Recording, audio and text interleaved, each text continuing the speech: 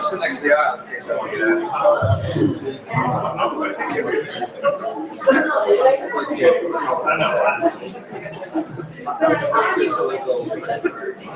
that could be my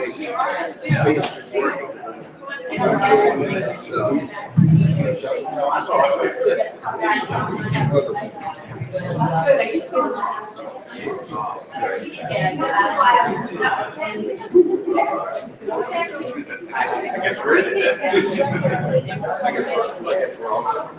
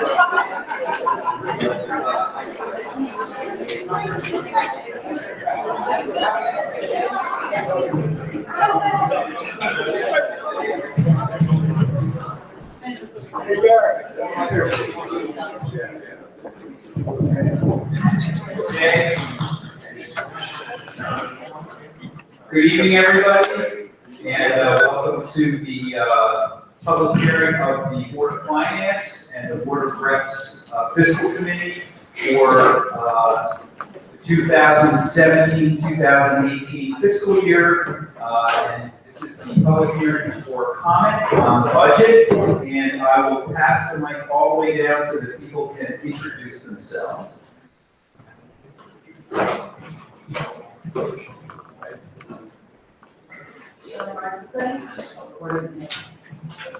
Salvador, Board of Finance.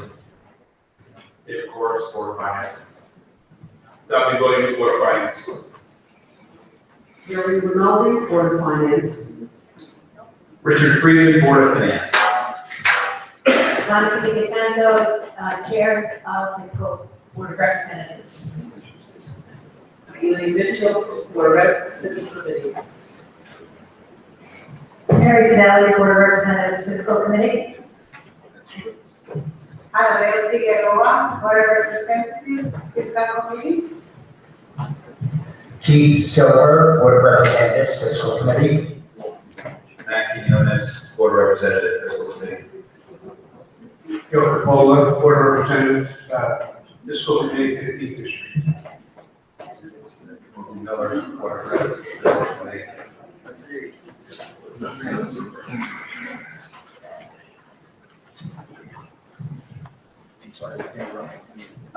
Rules are pretty simple. We have a sign-up sheet, which I have the one that was signed before 6:30. If you come here afterwards, you're welcome to sign up. We will take more names. You have 3 minutes to speak. And at the end, if you feel like you have more to say, when everybody is finished, you can come back up. I would like to start with, the first name on the list is Christian Capocacia.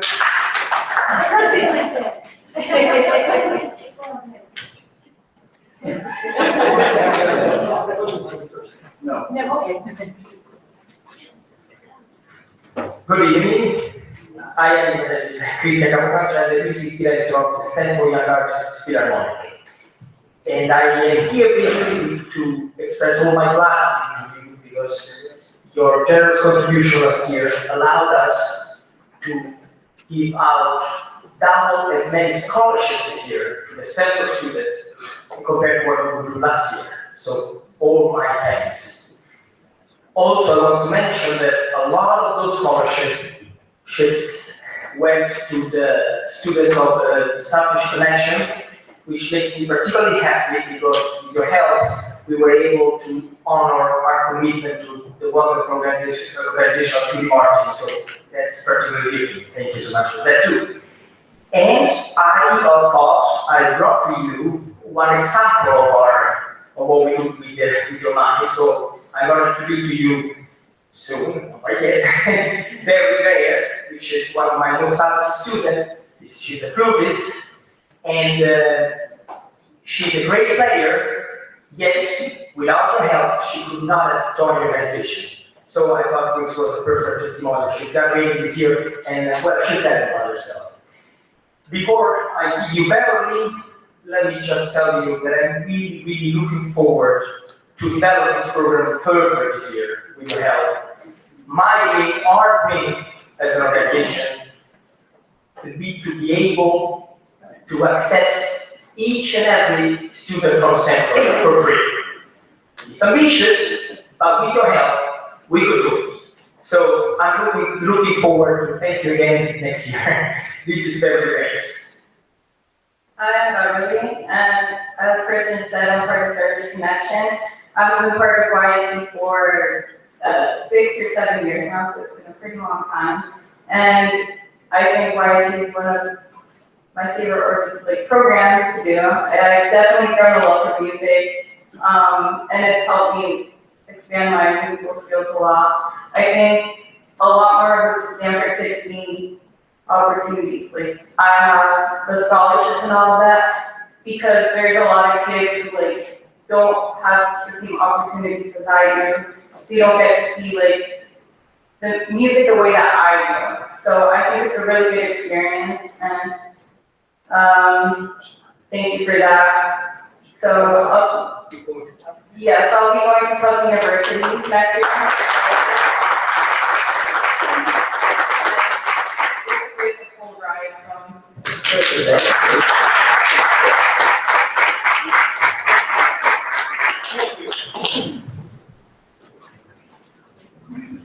Thank you very much. The next speaker is Mike Patella.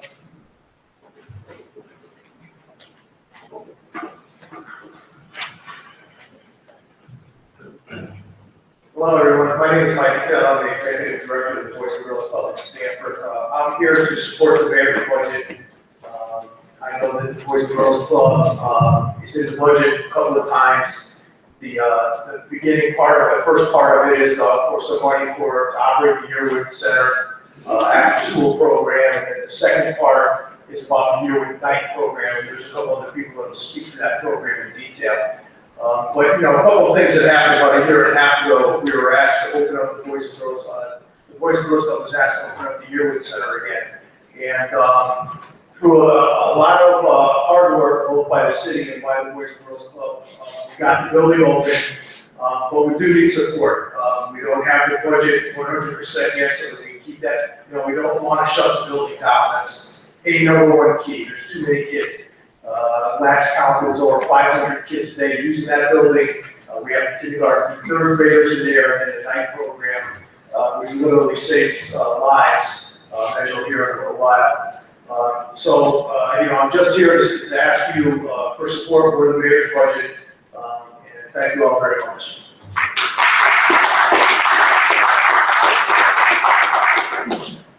Thank you. Ashton Dominique. Hello, everybody. That's kind of what's not big, right? Well, I'm here to represent the fifth quarter of the year work. I just want to let you guys know, thank you guys for hearing us out.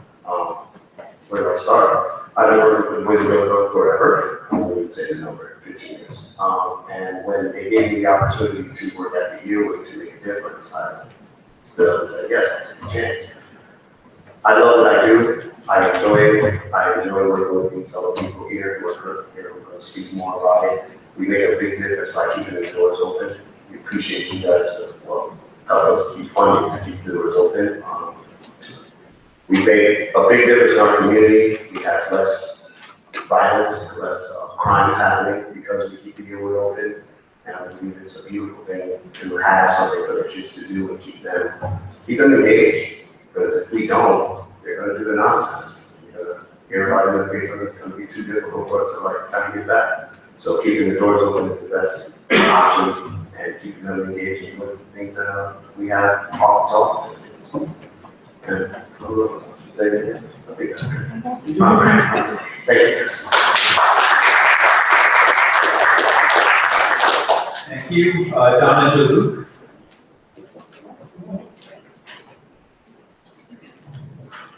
My name is Donna Jalou, and my son Jordan is on the autism spectrum. He is 15 years old and attends Clinton Middle School. Jordan is in a self-contained classroom at Clinton and has been in a self-contained classroom since the age of 5. Jordan is graduating from Clinton in June, and I'm here today to request an ASD classroom, the environment that he needs to be added at Westover High School. The self-contained ASD classroom has been essential to Jordan and many other Stanford Public School students on the autism spectrum. Having a specialized environment with dedicated special education teachers has prevented students like Jordan from being outplaced to a private school. Jordan needs this environment and the services, which he has been used for the past 10 years, to continue at West Hill for his progress to continue. In addition, Jordan's typical peers from Clinton will be with him, especially the already established buddy system, Stanford Education for Autism Buddies, which started at Clinton Middle School 5 years ago. The buddy program, which was formed and funded by the Stanford Education for Autism, has continued on at West Hill. The dedication of the students in SC4A buddies has a tremendous impact on our kids on the spectrum. It teaches our kids to be part of the community, how to socialize, and form lifelong friendships. To fully understand what's best and beneficial to our children, we ask that you visit our ASD classrooms in the district, especially Jordan's at Clinton. Visit the classroom today when SC4A buddies are in the classroom with Jordan and his peers. I really believe that one can't fully understand the needs of students on the autism spectrum unless you experience it yourself. Thank you. Thank you. Barry Woods.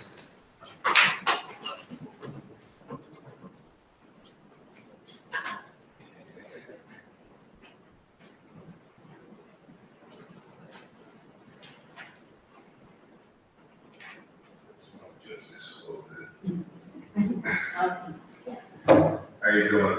My name is Barry Woods. I'm the director of the year with fifth quarter medical program. I just want to extend gracious thanks to you guys for supporting the mayor's budget, and I'm here to ask that we continue to support the mayor's budget. Last year, we had a spike of gun violence on the west side. We responded, and we actually saved a lot of lives. You know, we took a situation to where, say, the west side was kind of like a hotbed. It was a place where kids really couldn't go in the evenings, or it started coming like that during the day. But then we opened up the doors, and we started getting people inside, and then we started giving them activities to do. But more than that, the real essence of the program is the dialogue that goes on inside. We have kids who come in there with all types of issues, all types of situations that they need. Sometimes they just need certain ways to say release and get those things off their chest. They need certain people to talk to. Myself, Ashley, and the other staff that's there are certain people that these kids rely on in the community just to be there at certain times. So I look at the Yearwood program as a hub, like a hub of services. We have a fatherhood program working in and out.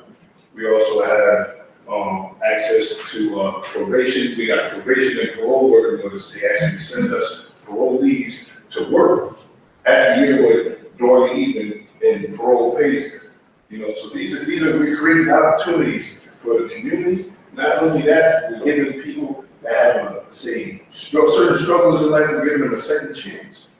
And that's what it's really all about. You know, this is a situation to where I think we're creating a system. We're creating a system and a go-to spot for the community, and we gotta keep that going.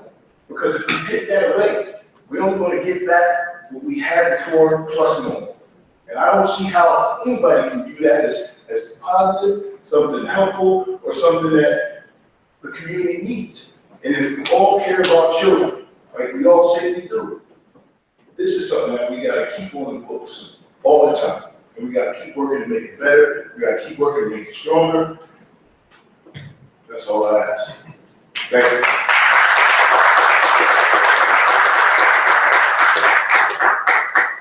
Mayor Martin. Am I the last one on the list? No, you're not. I'll wait till the end, and everyone else can speak. Okay. To the is.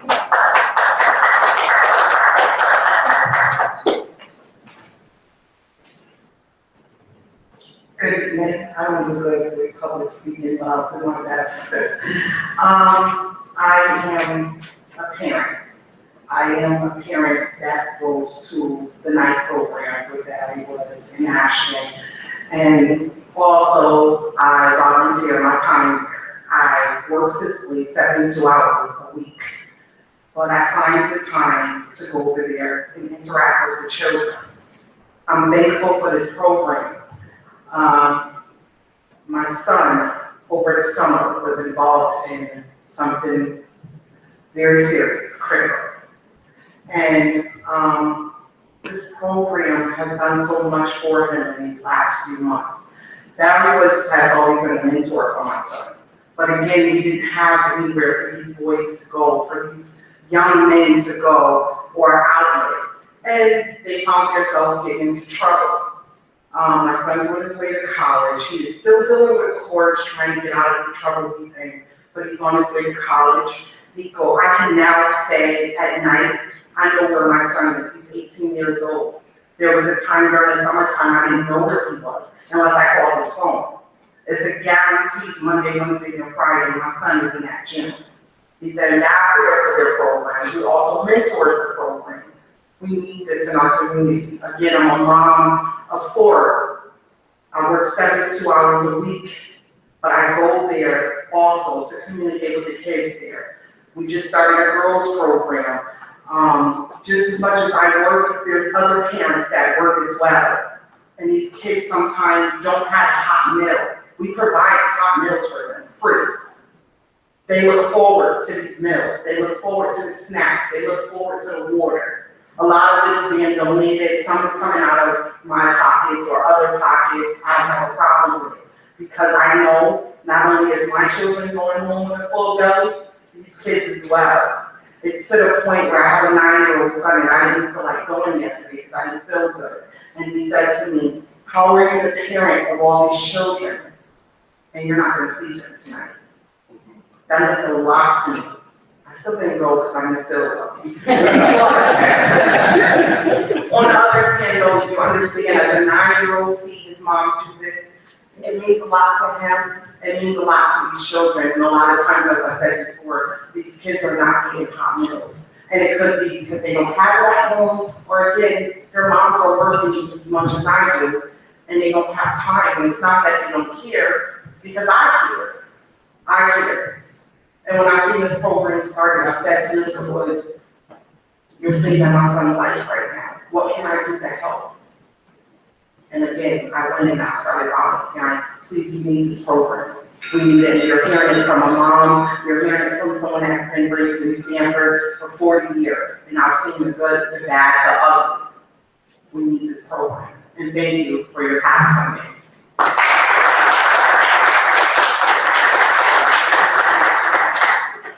Thank you. Mary Shira.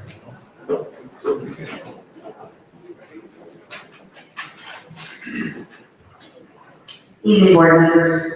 My name is Mary Sherrill. I am one of the founding members of the nonprofit organization Stand for Education for Autism. I'm also a parent of 2 sons on the autism spectrum.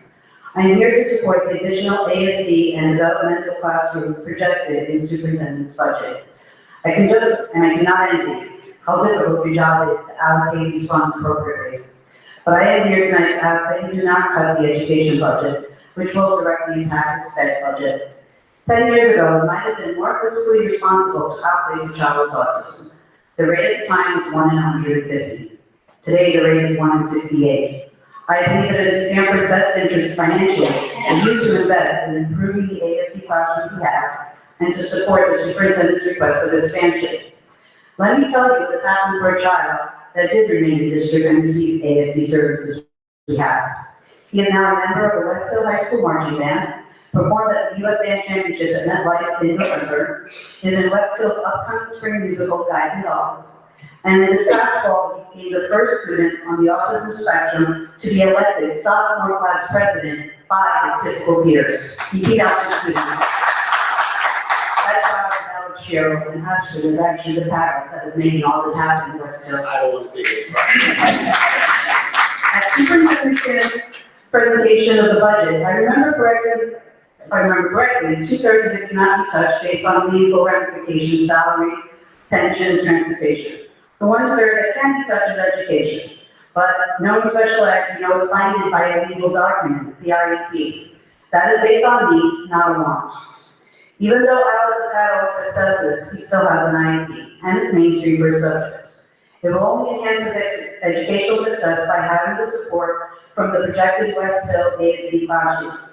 Also, please continue supporting the music and arts. Kids with autism might struggle academically but flourish in the arts, as we see my son Alex through band and theater. As a parent, I try to provide the best I can for my children. As a board member, I know you have the taxpayers' best interests at heart. The mission of the district, Stanford Public Schools, prepares each and every student for higher education success in the 21st century. The every child includes my child on the autism spectrum. One final note.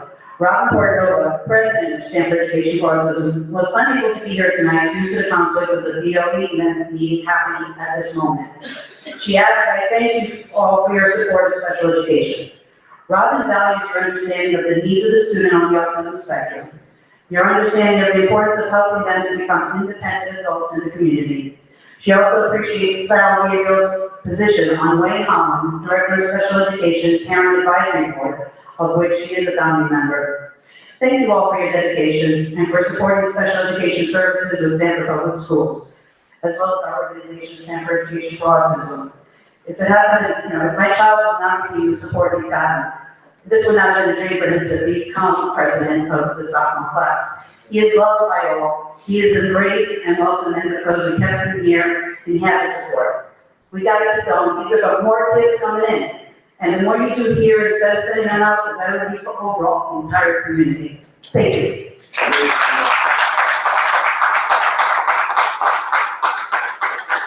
Thank you. Susan Dean.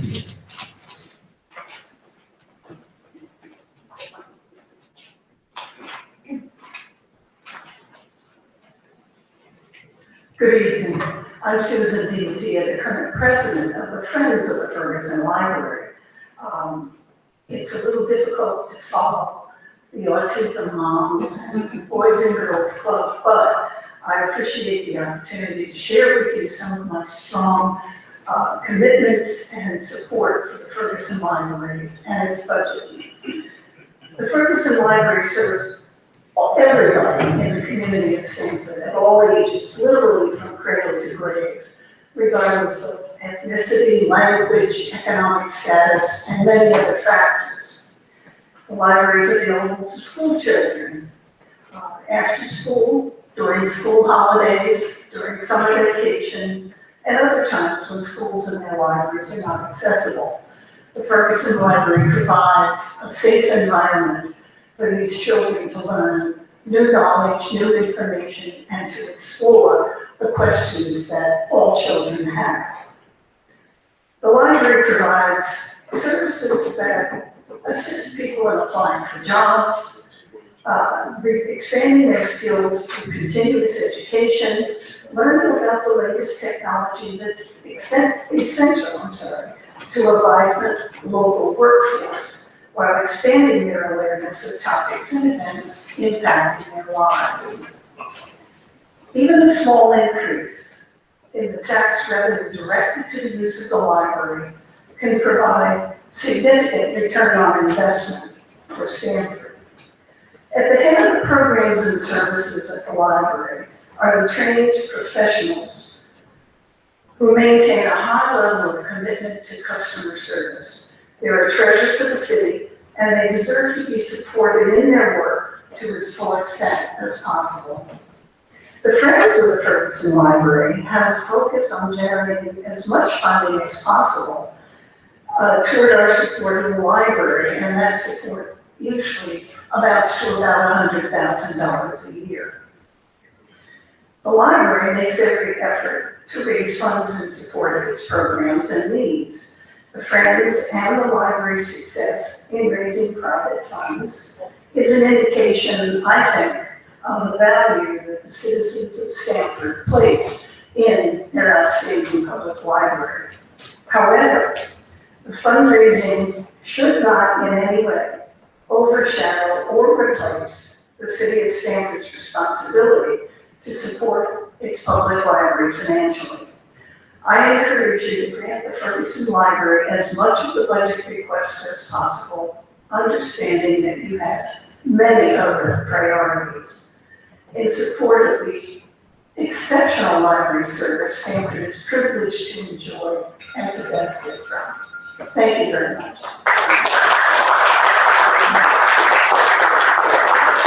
Thank you, Andy.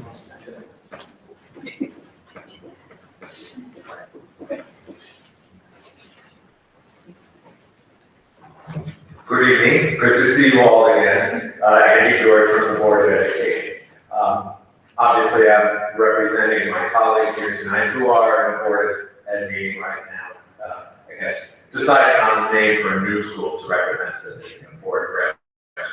But on their behalf, I certainly want to speak in favor of maintaining the school budget that we've presented. I know you've seen a lot of numbers and digested a lot of information from the presentations we've made. I guess I just wanted to highlight something that I believe has been happening over the course of the past year that never really made it into the books and doesn't really become part of a presentation. That is what I believe is improved management and control in the Stanford Public Schools, particularly with regard to the central office. I think between the interim superintendent and our new superintendent, Mr. Kim, we've actually made good progress in addressing some of those areas where, as fiscally responsible people, we should be looking for opportunities. Things like reducing overtime, things like addressing administrative leave. You know, are the people who are receiving payments, are they entitled to them? What's the status? So we've been pursuing those things, perhaps somewhat quietly, but those things are happening. And in the meantime, as much as we were in a meeting this morning with the legislative delegation, realizing that whether cuts come directly from the local boards or whether they come from state, we still have a mission to accomplish. And the big concern for us, of course, is the reduction in programs. Because we all know the fixed costs, we know the pressure that's being exerted by expanding special needs and high needs populations. Those are the ones that are growing. And we are afraid that it will affect programs, and especially for those, they call them the, if you will, the students that are there without the focus. You know, they're there every day. So I'd like to keep those things in mind when you vote. Again, thank you for the entire process of bringing this through. Thank you, Zwala Atencio.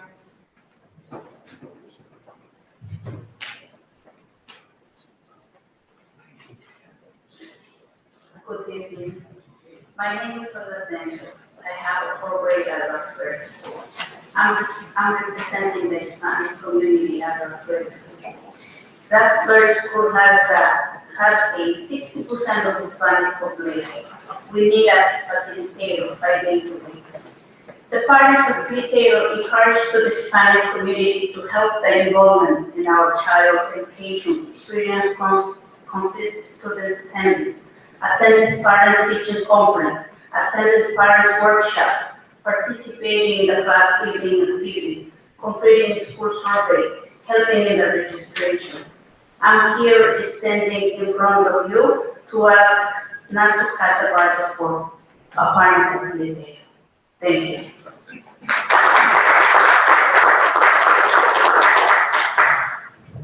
Thank you. That's the end of the list of speakers, and so, Mayor Martin.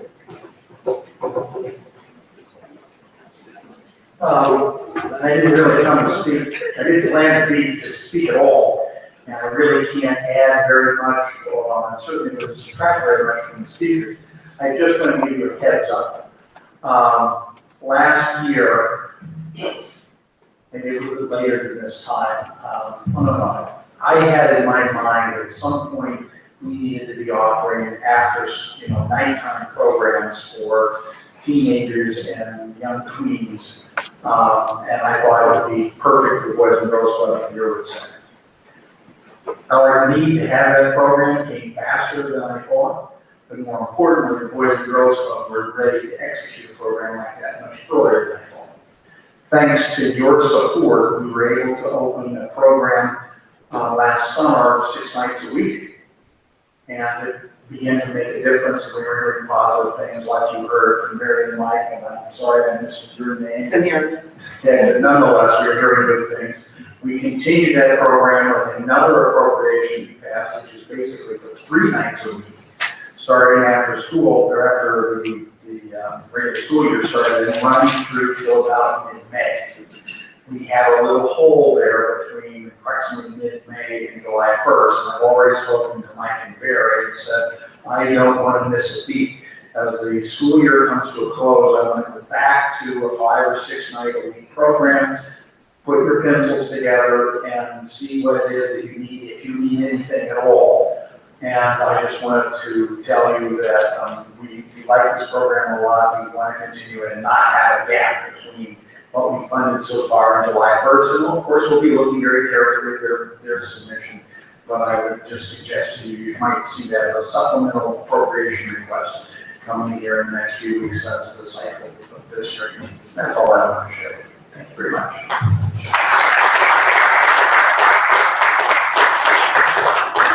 Thank you. Is there anybody else who would like to speak who did not sign up? No. Okay, thank you everybody for coming this evening. That concludes this hearing. And we will be taking our votes respectively in a few weeks.